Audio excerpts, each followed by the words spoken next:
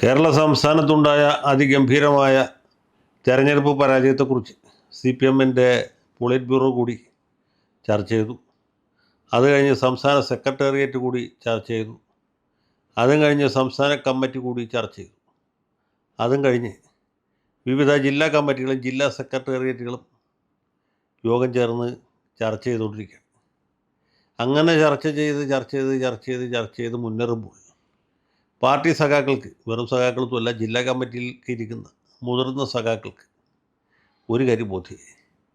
ഈ ഒന്നും രണ്ടും പിണറായി സർക്കാരുകളുടെ കാലത്ത് കാര്യങ്ങൾ ഭംഗിയായിട്ടെല്ലാം നടന്നിരുന്നത്. അതിൽ പല പോരായ്മകളുണ്ടായി, പല പാളിച്ചകളുണ്ടായി. പൊതുജനങ്ങളോടുള്ള ഇടപെടലിൽ പാർട്ടിക്ക് വീഴ്ച പറ്റി. മന്ത്രിമാരുടെ പെർഫോമൻസ് വേണ്ടത്ര നന്നായിരുന്നില്ല. അണികൾ ഉദ്ദേശിച്ച രീതിയിൽ മന്ത്രിമാർക്ക് പെർഫോം ചെയ്യാൻ പറ്റിയില്ല. MLA-മാരുടെ പെരുമാറ്റം തീരെ ശരിയായിരുന്നില്ല. ചില സഖാക്കളെങ്കിലും പാർട്ടിയെ വിറ്റ് നല്ലോണം പണം ഉണ്ടാക്കി. കാരണഭൂതനെ കാരണമറിയാതെ പ്രശംസിച്ചത് വലിയ തെറ്റായിപ്പോയി. അത് വ്യക്തിപൂജ എന്ന് പറഞ്ഞ അതിഭയങ്കരമായ പാർട്ടി കുറ്റത്തോളം എത്തുന്ന അതിഭയങ്കരമായ ഒരു പോരായ്മയായിരുന്നു. തിരുത്തപ്പെടേണ്ടുന്ന കാര്യമായിരുന്നു. അതൊന്നും ആരും ആലോചിച്ചില്ല. ഇന്നീ പാർട്ടി ലോകമെങ്ങും പ്രശോഭിക്കാൻ കാരണഭൂതൻ പിണറായി സഖാവ് തന്നെ എന്ന് പാട്ടെഴുതിയ നമ്പൂരിയെ പാർട്ടി ഓഫീസിൻ്റെ പടിക്കകത്ത് കയറ്റാൻ പാടില്ല. ഇതുപോലുള്ള നമ്പൂരിമാരും അവരുടെ സേവകന്മാരായ നായന്മാരും ചേർന്നാണ് ഈ പാർട്ടിയെ ഹൈജാക്ക് ചെയ്ത് നശിപ്പിച്ചത്. പാർട്ടി ജനങ്ങളിൽ നിന്ന് അകന്നുപോയി, അഥവാ ജനങ്ങൾ പാർട്ടിയിൽ നിന്നും വളരെ വളരെ അകന്നുപോയി. ഈ സത്യമൊക്കെ പാർട്ടിക്കാർക്ക് ഇപ്പോഴും മനസ്സിലായത്, തെരഞ്ഞെടുപ്പിന് മുമ്പ് മനസ്സിലായില്ല.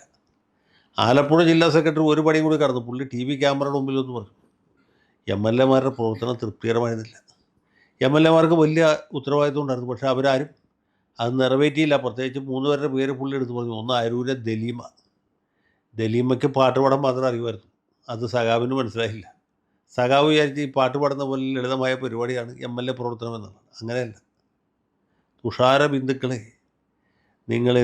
നിങ്ങളെന്തിനു വെറുതെ ചെമ്പനി നീരലരിൽ വിഷാദ കാവ്യങ്ങൾ എഴുതി എന്നുള്ള പാട്ട് പാടാൻ ദലീമ മതി. പക്ഷേ നിയമസഭയിൽ പോയി പ്രസംഗിക്കാൻ ദലീമ പോരാ.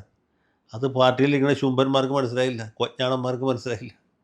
അതുകൊണ്ട് ദലീമെ രണ്ടാമത് നിർത്തിക്കുമ്പോൾ ആൾക്കാർ പറഞ്ഞു, ദലീമേ നീ പാട്ട് പാടിയാൽ മതി, നിയമസഭയിൽ പ്രസംഗിക്കാൻ നല്ലത് ഷാനിമോളാണ്, അവളെ ഞങ്ങൾ ജയിപ്പിക്കുകയാണെന്ന് പറഞ്ഞ് ജനങ്ങൾ വോട്ട് ചെയ്ത് ഷാനിമോളെ ജയിപ്പിച്ചു. ഇത്ര ഉണ്ടായിരുന്നു. പിന്നെ പാർട്ടി പേരെടുത്ത് പറഞ്ഞ് ഇത്തരഞ്ജൻ്റെ പേരിൽ തെറ്റ് പറഞ്ഞില്ല. പിന്നെ സഖാവ് സലാമിനെ പറ്റി പറഞ്ഞു. സലാമിൻ്റെ പ്രവർത്തനം തൃപ്തികരമായിരുന്നില്ല.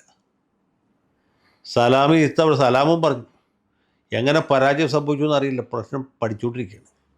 പഠിക്കാനൊന്നുമില്ല. കഴിഞ്ഞ തവണ ഭൂരിപക്ഷം കുറഞ്ഞപ്പോൾ സംസ്ഥാന കമ്മിറ്റിക്ക് പരാതി കൊടുത്ത ആളാണ് സലാം. ഇത്തവണ പുള്ളിക്ക് ഒരു പരാതിയില്ല. പരാതി സംസ്ഥാന കമ്മിറ്റിക്ക് കൊടുത്തിട്ട് കാര്യമില്ല. കാരണം എന്ന് വെച്ചാൽ പാർട്ടി സഖാക്കളിൽ നല്ല ഭാഗം സുധാകരനാണ് വോട്ട് ചെയ്തത്. സുധാകരനെ പാർട്ടിയിൽ നിന്ന് പോച്ച് പുറത്താക്കിയത് കൊണ്ടാണ് അരൂര് ദലീമ തോറ്റത്, അമ്പലപ്പുഴയിൽ സലാം തോറ്റത്, കായംകുളത്ത് നമ്മുടെ പ്രതിഭാശാലിയായിട്ടുള്ള പ്രതിഭ തോറ്റത്. അപ്പോൾ ഇതൊക്കെ അരിയാഹാരം കഴിക്കുന്ന എല്ലാ ആളുകൾക്കും അറിയാം. പാർട്ടിയുടെ സംസ്ഥാന നേതൃത്വത്തിലും ജില്ലാ നേതൃത്വത്തിലും ഇരിക്കുന്ന കൊജ്ഞാണന്മാർക്ക് മനസ്സിലായില്ല. അത് ഇവരെ ഉദ്ദേശിച്ചാണ് പണ്ട് സുധാകരൻ ഒരു വാക്ക് പറഞ്ഞിട്ട്, മരമാക്രികളും മക്കുണാണ്ടന്മാരുമാണ് ഇതിൽ കൂടുതൽ. അതുകൊണ്ടാണ് തെറ്റുപറ്റിയത്. തെറ്റ് പറ്റുമ്പോൾ അവർക്ക് മനസ്സിലായില്ല സംഗതി തെറ്റിക്കൊണ്ടിരിക്കുകയാണ്. നവകേരള സദസ്സ് നടത്തുന്ന മണ്ടത്തരമാണ്. ലോക കേരള സഭ എന്ന് പറഞ്ഞാൽ കെട്ടുകാഴ്ച നടത്തിക്കൊണ്ടൊന്നും വോട്ട് കിട്ടുകയില്ല.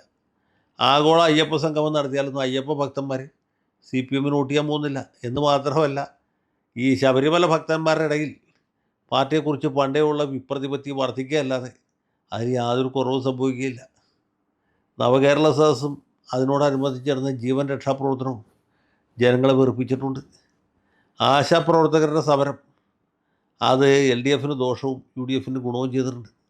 ഇതൊക്കെ മനസ്സിലാക്കാതെ നമ്മളങ്ങോട്ട് പോയി ഇലക്ഷൻ മത്സരിച്ചാൽ നല്ലവരായ നാട്ടുകാർ വോട്ട് ചെയ്ത് ജയിപ്പിക്കും എന്നാണ് ഈ ജില്ലാ കമ്മിറ്റിയിലിരിക്കുന്ന ശുംഭന്മാരും വിവരദോഷികളും നികൃഷ്ടജീവികളും പരനാറികളും ഒക്കെ വിചാരിച്ചത്. പക്ഷേ ജനങ്ങൾ വിചാരിച്ച അങ്ങനെയല്ല. ഇവൻ്റെ ഈ വാമൊഴി വഴക്കം കേൾക്കുമ്പോൾ ആളുകൾക്ക് ചൊറിച്ചിലാണുണ്ടായത്.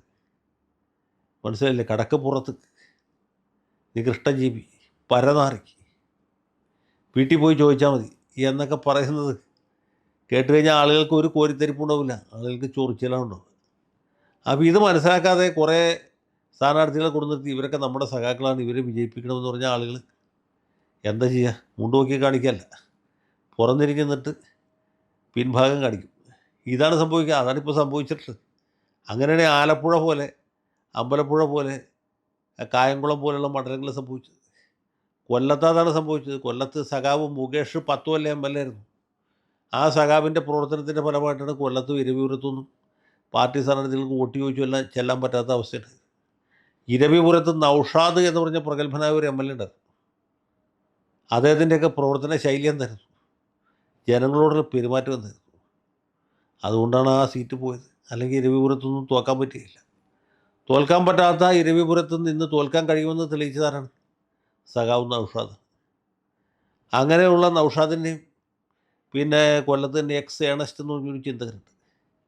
ഇവരുടെയൊക്കെ പ്രവർത്തന ശൈലി എന്താണ്, മുൻ MLA മുകേഷിൻ്റെ രീതി എന്തായിരുന്നു എന്ന് അന്വേഷിച്ചാൽ പാർട്ടി എന്തുകൊണ്ട് തോറ്റു എന്ന കാര്യം മനസ്സിലാവും. അപ്പോൾ MLA ആയി കഴിഞ്ഞാൽ ആളുകളുടെ തലയിൽ കയറിയിരുന്ന് വിസർജിക്കാം എന്ന് വിചാരിച്ചാൽ അതൊന്നും ഈ നാട്ടിൽ നടക്കില്ല. ഇത് കേരളമാണ്, പശ്ചിമ ബംഗാളല്ല, ത്രിപുരയുമല്ല. അവിടെ പോലും ഇപ്പോൾ നടക്കില്ല. അവിടെ പോലും നടക്കുകയില്ല. അപ്പോഴാണ് ഈ കേരളത്തിൽ 3.5 കോടി ആളുകളുടെ അടുത്ത് ഈ വക അഭ്യാസം കൊണ്ടുവന്ന് ആൾക്കാർ ഓടിക്കില്ലേ. ആ സംഭവം മാത്രമേ ഇവിടെ ഉണ്ടായിട്ടുള്ളൂ. അതേ സമയത്ത് കൊള്ളാവുന്ന ആളുകളെ ജനങ്ങൾ അപ്പോഴും വിജയിപ്പിച്ചിട്ടുണ്ട്. അതും പറയണമല്ലോ. ഈ ഒല്ലൂർ മണ്ഡലത്തിൽ രാജൻ എങ്ങനെ ജയിച്ചത്, അല്ലെങ്കിൽ കുന്നംകുളത്ത് പല ആരോപണങ്ങളൊക്കെ ഉണ്ടെങ്കിലും മൊയ്തീൻ എങ്ങനെ ജയിച്ചത്, ചേർത്തലയിൽ പ്രസാദ് എങ്ങനെയാണ് ജയിച്ചത്, അതാലോചിച്ച് നോക്കിയാൽ മതി. അപ്പോൾ ഇങ്ങനെയുള്ള ആളുകളെ വോട്ട് ചെയ്ത് ജയിപ്പിക്കും. പുതുക്കാടല്ല, അതിൻ്റെ അപ്പുറത്ത് നമ്മുടെ മണലൂർ മണ്ഡലത്തിൽ TN പ്രതാപൻ എന്തൊക്കെ അഭ്യാസങ്ങൾ വയറ്റി എന്നിട്ടും രവീന്ദ്രനാഥ് തോൽപ്പിക്കാൻ പറ്റുമോ? തോൽപ്പിക്കാൻ പറ്റില്ല. അതാണ് രാഷ്ട്രീയം, അതാണ് ജനപക്ഷ രാഷ്ട്രീയം. അല്ലാതെ ഉണ്ട് ഞങ്ങൾ വലിയ മാടമ്പിമാരാണ്, നിങ്ങൾക്ക് ഞങ്ങളെ വോട്ട് ചെയ്ത് ജയിപ്പിച്ചാൽ മാത്രം മതി, അതോടെ നിങ്ങളുടെ ഉത്തരവാദിത്തം അവസാനിച്ചു എന്ന മട്ടെടുത്ത് കഴിഞ്ഞാൽ ജനങ്ങൾ ഈ ഞാൻ നേരത്തെ പറഞ്ഞ പോലെ ചെയ്തിട്ടുള്ളത്. അപ്പോൾ അതാണ് ഇവിടെ സംഭവിച്ചിട്ടുള്ളത്. ഈ ജില്ലാ കമ്മിറ്റിയിലുള്ള വിഡ്ഢികൾ എത്ര ആലോചിച്ചാലും എത്ര ചർച്ച ചെയ്താലും അവർക്ക് ആ പോയിന്റ് മനസ്സിലാവില്ല. അതാണ് ഈ പാർട്ടി ഇന്ന് നേരിടുന്ന ഏറ്റവും വലിയ പ്രതിസന്ധി എന്ന് ഞാൻ വിചാരിക്കും. ലാൽ സലാം.